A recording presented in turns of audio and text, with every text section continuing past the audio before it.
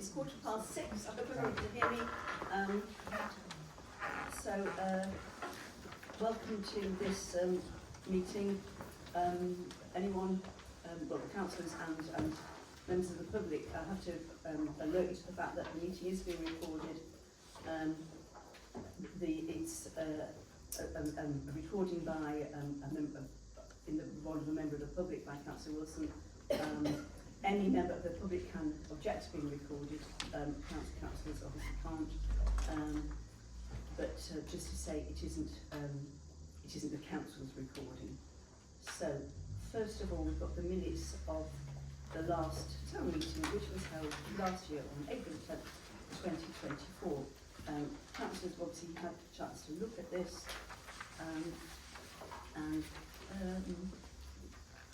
just wondering, is everyone happy for me to sign it as a dramatic record?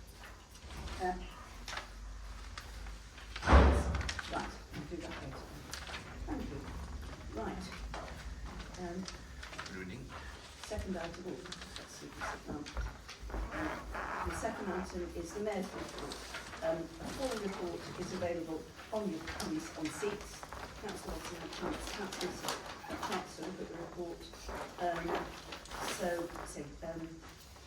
This is a chance for members of the public to talk to us or ask questions of us. We might not be able to answer those tonight. If we can't, we will, it's best to get a full answer at a later date.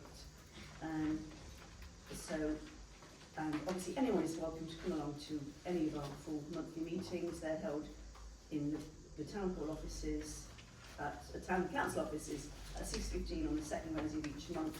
And our April meeting will be held after this meeting, so everyone's welcome to stay. So, before I say any more, I have to stress that like all councils which are due to have elections, Ponteland Town Council is in what is known as the pre-election period, and we obviously have to be very careful with what we say and how we say it.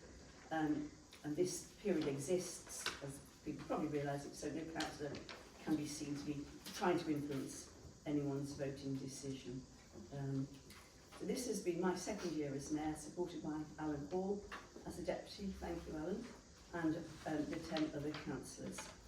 We work as a team with impressive support of the council staff, and I want to thank each of them for their tireless contribution to make it Ponteland the wonderful place it is, and putting up with our many requests and demands. So thank you, Kath, Bev and Ian, thank you very much. As you may know, or you will know, I'm stepping down as Mayor, and I'm not standing as a councillor after May, but I'll remain in post until the next full council meeting, which is May the 14th.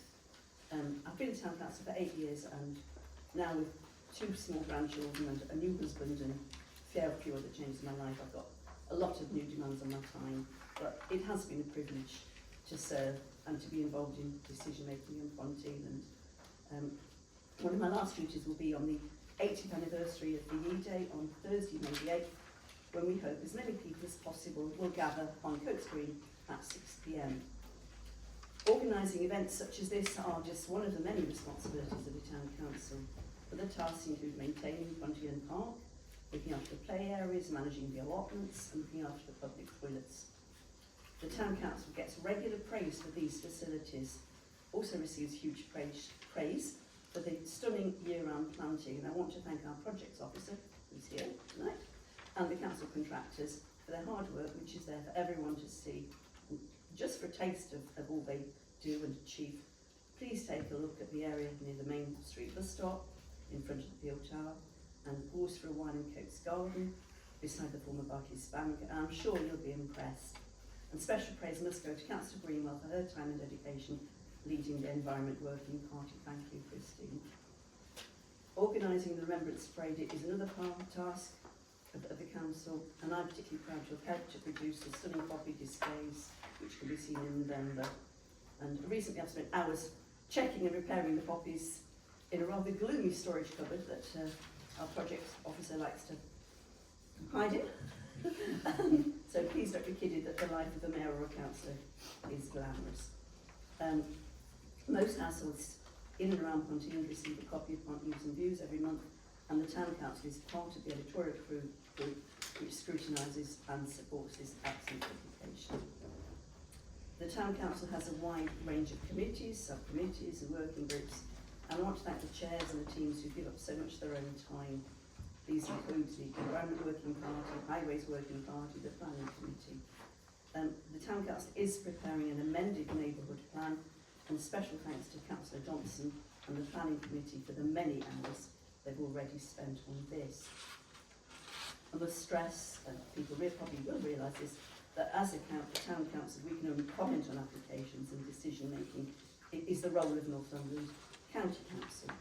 Ponteland Town Council is also not responsible for licensing, general highways, parking, schools, health and social services, but we have close connections with the County Council and have been lucky to have had the benefit of 2 county councillors, also town councillors.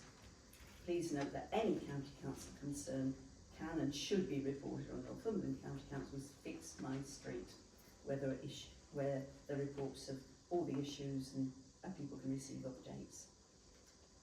Councillor Ward is the chair of the Highways Working Party, and my thanks to him for his hard work leading the Highways team. I really don't have enough time here, we'll be glad to know, to thank every councillor. I just would ask people to remember that all of us are volunteers. So back to the Town Council. The council also pays for CCTV through the Ponteland area and augments the work of the County Council with extra grass cutting, litter collection, occasional graffiti removal. There are times of antisocial behaviour in the area, as there are everywhere sadly, and that concerns us all, and this adds to the town and county council's costs. However, generally Ponteland is a great place in which to live, partly thanks to our staff and the town councillors.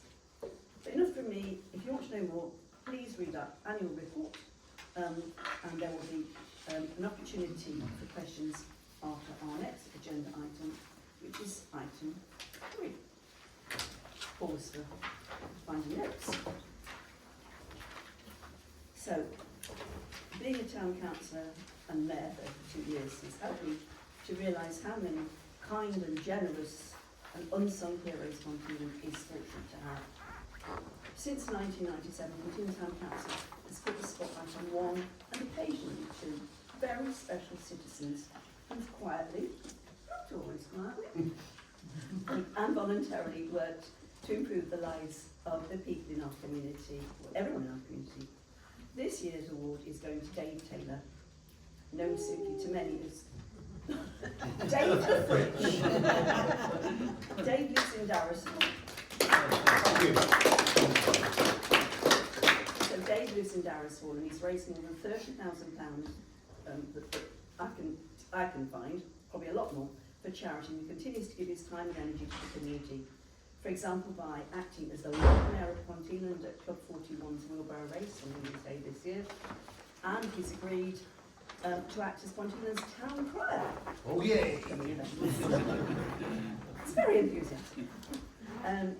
Dave worked for more than 30 years at St Oswald's Hospice in Newcastle, which many Ponteland residents have an association with, and he was a volunteer fundraiser all that time.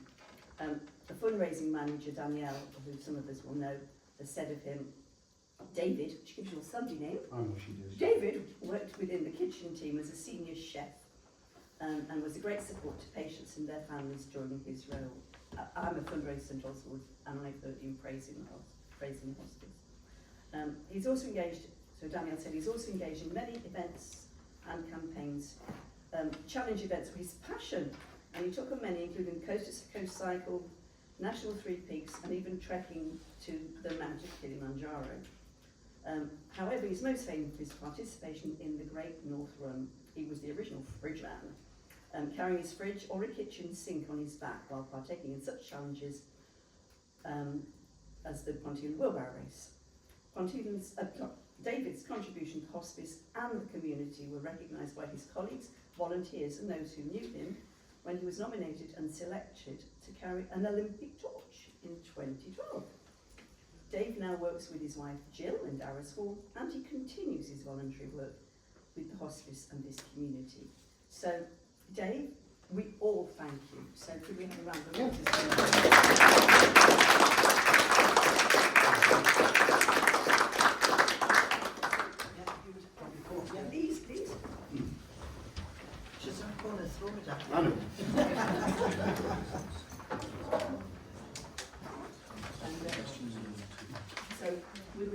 Thank you very, very much. And it's actually a token contribution. So That's lovely. if it's allowed, you Absolutely.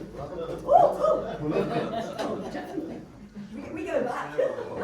So it talk to be outside. Don't do it here if you wanted to. So perhaps if the councillors could gather, but Barry is our excellent photographer. I've been married many years as well. It's all written incestuous, isn't it?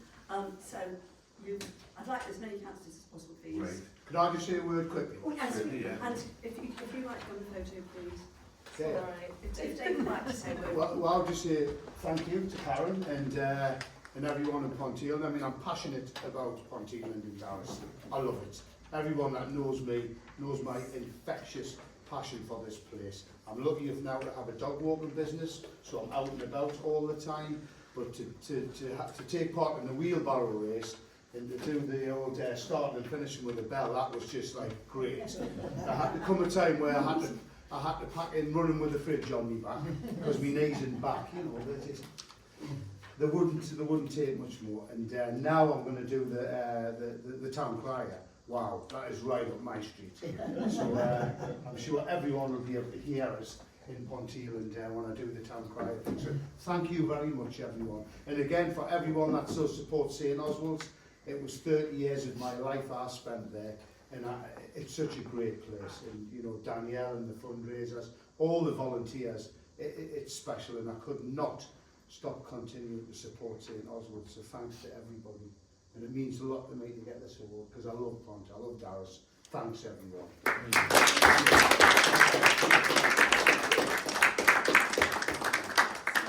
Barry, if you want to go, do Yeah, we can do it outside or can we until you are finished and Are you ready sure? to do it? Yeah, no problem at all. Well, maybe we'll finish this meeting and then adjourn. It's a nice picture. Right. Thank you very much indeed. Thanks everyone.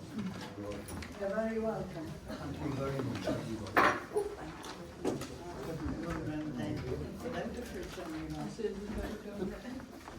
So that's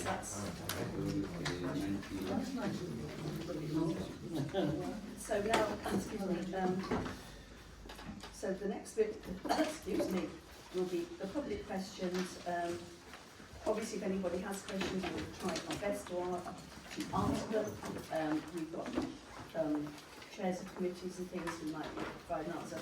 If we think it's something that needs a bit more time or a bit more research or thought, obviously we can get back to people who want to ask questions. So, excuse me, anyone want to ask any questions? Kevin, yes. Yeah, Councillor I had one question and a supplementary. The first question is to ask Ponteland Town Council what steps it takes to ensure the Ponteland News and Views is delivered to all residents in the parish area. Right. We're actually lucky to have the editor of News and Views here tonight. So, Chris, is it something you could answer tonight? Or do you want to? Yeah, if I can offer a bit of information about that.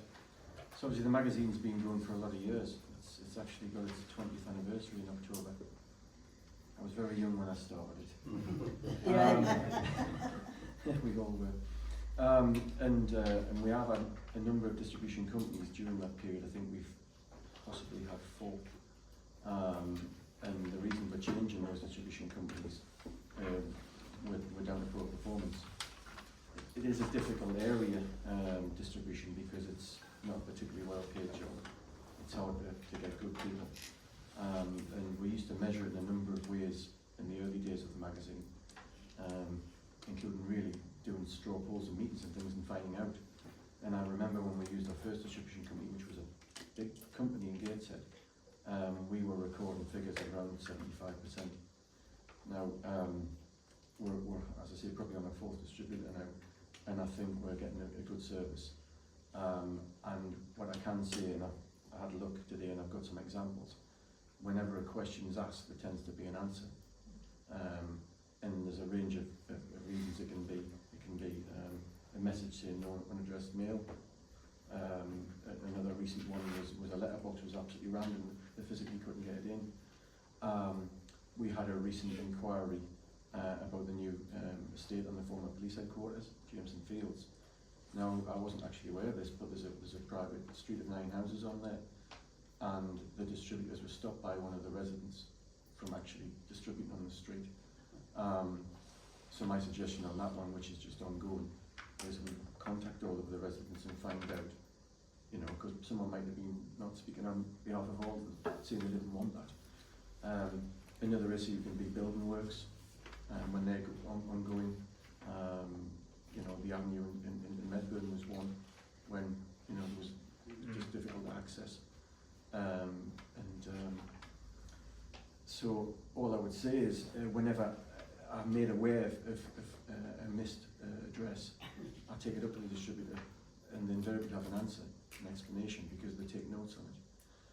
If anyone is aware of any issues and any places that aren't being distributed to, obviously I would like to know, because we're delivering over 5,000 properties. But my sort of experience is with this current distributor is to have explanations whenever I ask a question. And then just a quick follow-up, which you've touched on, but I promised a resident I would ask in this meeting, so I'll just repeat it. Which is that a resident of mine in Jameson Manor recently contacted me to say they've not received the last few copies of Ponteland News and Views, with concerns this could be a wider problem on that estate.